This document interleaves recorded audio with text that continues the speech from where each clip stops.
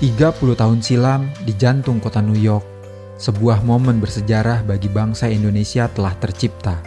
14 November 1995, Telkom Indonesia resmi melantai di New York Stock Exchange yang terdaftar di bursa saham paling bergengsi di dunia.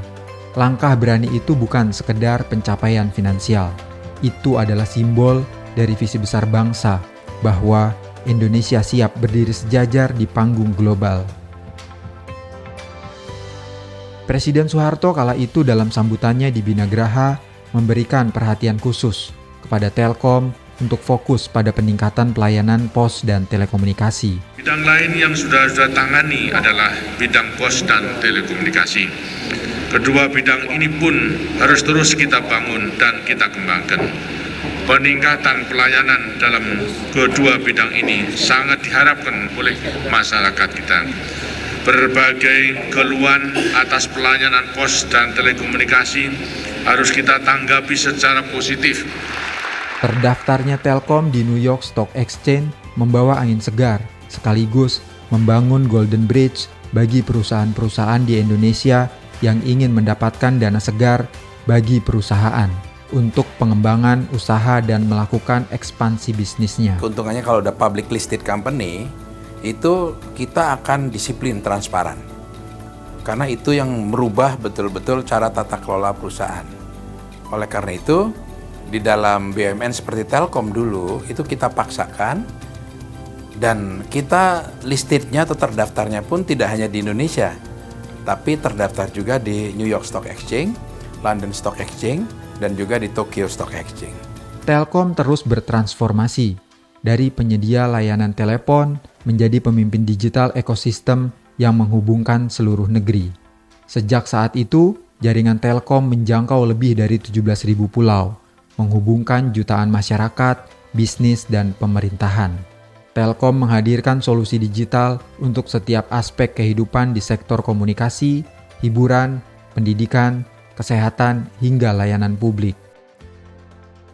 3 dekade Telkom melantai di New York Stock Exchange bukanlah akhir dari perjalanan, tetapi awal babak baru dalam misi membangun digitalisasi di Indonesia. Telkom terus memperkuat posisinya di dunia global, mendorong pertumbuhan ekonomi, dan memberdayakan setiap insan untuk maju bersama teknologi. Doa dan harapan besar disampaikan oleh para pendahulu Telkom yang telah membangun fondasi IPO yang kuat untuk terus melanjutkan tongkat estafet kepada generasi muda Telkom saat ini, agar Telkom terus dapat bersaing, mengikuti perkembangan zaman, melakukan inovasi, dan memiliki integritas organisasi. Perjuangan untuk menjadikan Telkom go public itu bukan datang dengan sendirinya gitu. Itu banyak hal yang harus dilakukan. Semua segi harus berperan dan bisa yang meyakinkan. Pekerja harus bekerja yang bertanggung jawab. Itu semua dilakukan oleh semua pelaku-pelaku dari direksinya. Kita itu menjadi orang yang dipercaya gitu. Itu penting sekali karena apa? Kalau Anda kerja tanpa bisa dipercaya, itu akhirnya nanti yang terjadi itu nanti penggunaan penyelewengan dan ini. Nah, pada waktu kita itu nggak ada namanya penyelewengan itu, dan semua berperan secara aktif dan bertanggung jawab. IPO membawa kita untuk transparansi dan juga open, tapi tidak stop di situ. Orang anak-anak muda tidak hanya melihat apa yang kita kerjakan dulu, tapi apa yang pasar itu butuh, gitu ya. Itu sebetulnya sangat penting gitu. Jadi kita harus lihat ke depan. Kalau perlu dulu itu dikatakan bahwa kalau kita mau maju, kita harus lihat teknologi 10 tahun ke depan, baru kita akan survive. Itu aku minta. Jadi tidak hanya kerja keras, tapi working smart and see what is open for us. Dan saya kira Telkom maupun Telkomsel dalam hal ini, karena itu kan anaknya, untuk really melihat masa depan. Tentu setelah perusahaan menjadi publik, maka kita akan membawakan suatu spirit tentang kebersamaan, tentang bagaimana melakukan perusahaan secara good corporate governance, keterbukaan, dan juga profesionalisme. Karena kita semua dikendalikan oleh berbagai pihak, baik publik, investor, atau siapapun yang kita memang buka semuanya itu. Sekarang kita sudah IPO, kita sudah eksis di dalam industri keuangan, industri perbankan, industri telekomunikasi dan semuanya. Mudah-mudahan ini menjadikan titik awal dari sebuah perusahaan yang dulu dianggap sederhana, bahkan ada orang yang mengatakan primitif, menjadi sebuah world class operator yang bisa mengembangkan bisnisnya tidak hanya semata-mata telco, tapi mengikuti ke arah kemana bisnis digital, sehingga bagian koordinasi bukan jalan sendiri ya. Jadi perusahaan memang harus berkoordinasi dengan berbagai macam pihak untuk bisa mengambil keuntungan dari dunia digital bisnis. Generasi muda memang menjadi harapan bangsa gitu, kalau bangsa itu ya, kalau perusahaan juga demikian.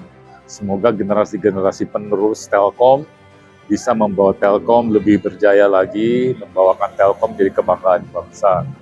Dan memang pesan dari yang lebih senior, kurang lebih ya intinya semoga bisa estafet kejayaan daripada Telkom yang sudah dirintis oleh senior-senior terdahulu, terus bisa ditularkan sampai ke generasi-generasi yang akan datang.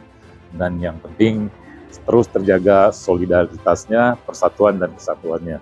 Sukses buat Telkom, buat para pensiunan Telkom, dan khususnya ini para alumni IPO Telkom. Saudara, 30 tahun yang lalu, kami, Direksi PT Telkom, periode 1992 sampai dengan 1996, mempunyai cita-cita yang kami laksanakan dalam rangka merubah budaya kerja PT Telkom untuk menuju ke world class operator, dan sekaligus juga kami menginginkan adanya jembatan emas, Golden Bridge, ke pasar modal dunia yang saat itu memang sangat membutuhkan modal-modal atau modal kerja untuk pembangunan. Pertimbangan itu menjadi dasar mengapa 30 tahun yang lalu PT Telkom menyatakan go public. 30 tahun telah berlalu, namun hendaknya disadari oleh generasi penerus bahwa IPO, Initial Public Offering Telkom, bukannya tujuan, tetapi merupakan alat untuk menuju tadi seperti saya katakan world class operator, dan dengan masa depan yang banyak akan persaingan terjadi. Oleh karena itu, saya berharap bahwa generasi yang akan datang bisa meneruskan cita-cita itu. Budaya korporasi yang betul-betul profesional sangat dibutuhkan menghadapi persaingan sangat ketat yang pada saat itu baru kami bayangkan karena pada waktu itu Telkom masih monopoli. Saudara, menjelang ulang tahun ke-30 yang tinggal beberapa hari ini, suasana Telkom yang justru seharusnya gembira, merebaklah aroma bisa dikatakan kelam. Ya. Karena terutama setelah pimpinan Danantara sebagai induk dari PT Telkom menyatakan bahwa banyak masalah yang harus dibenahi oleh direksi PT Telkom yang baru. Dan itu hal yang sangat mengkhawatirkan, ya, sesuatu hal yang mungkin harus kita tangani bersama. Di antaranya itu adalah adanya kurang lebih 63 permasalahan, ya, yang harus diselesaikan, terutama di tingkatan-tingkatan anak perusahaan. Sementara itu, saya memperhatikan bahwa pembentukan anak dan cucu usaha itu tidak berdasarkan bisnis judgment yang profesional, sehingga jumlahnya dan sekarang menjadi beban. Oleh karena itu menjadi catatan Danantara. Di balik itu juga tersebar isu adanya wacana delisting dari New York Stock Exchange yang sebenarnya sudah muncul sejak awal tahun 2000-an hingga tahun 2020, terutama setelah diterapkannya Sarbanes-Oxley ya, atau Sarbok yang memang memaksa direksi untuk bekerja dengan baik, dan memang biaya yang untuk mencatat itu juga sesuatu hal yang sangat besar. Namun seharusnya akan bisa tertutup apabila jembatan emas yang ke pasar uang dunia itu bisa dioptimalkan, bisa dimanfaatkan untuk menerbitkan obligasi atau mungkin juga menawarkan lagi saham-saham baru, sehingga semua pembangunan yang direncanakan oleh PT Telkom akan bisa dipenuhi. Saya berharap ya bahwa cita-cita kami para pejuang IPO yang menginginkan adanya perusahaan yang profesional ya dengan berintegritas itu bisa dipelihara dengan baik oleh para generasi penerus. Ini sesuatu hal yang kita harapkan dan tantangan sangat banyak sekali, dan tolong jangan sampai terjadi delisting. Kita beruntung bahwa delisting itu bisa dicegah karena memang pemerintah, dalam ini Kementerian BUMN, tidak setuju. Pemerintah menyadari bahwa sangat besar usaha ya, dan tantangan pada waktu menyiapkan itu. Banyak masalah dan antara pada saat Telkom sudah listed di New York. Apalagi kalau sampai tidak listed, bisa terbayangkan akan apa yang terjadi, mungkin lebih buruk daripada saat ini. Ya, oleh karena itu, kita berharap bahwa ini semuanya ditaati, dan saya juga berharap semoga direksi PT Telkom Tbk di bawah kepemimpinan Mbak Dian Siswarini itu dapat menyelesaikan tugas-tugas ini dengan baik dan juga tidak menimbulkan kekeruhan. Istilahnya adalah dapat ikannya nggak keruh airnya, memperbaiki semuanya sehingga kita tetap dalam hal ini bertahan di New York Stock Exchange, dan mari kita optimalkan. Saya kira itu harapan saya sebagai pendahulu. Wish you every success and good luck, Mbak Dian. Terima kasih. 30 tahun perjalanan di New York Stock Exchange adalah bukti keberanian putra-putri terbaik bangsa, bahwa dengan keberanian, visi dan inovasi membawa Indonesia ke panggung dunia, menjadikan bangsa Indonesia sejajar dengan bangsa lain yang duduk sama rendah dan berdiri sama tinggi.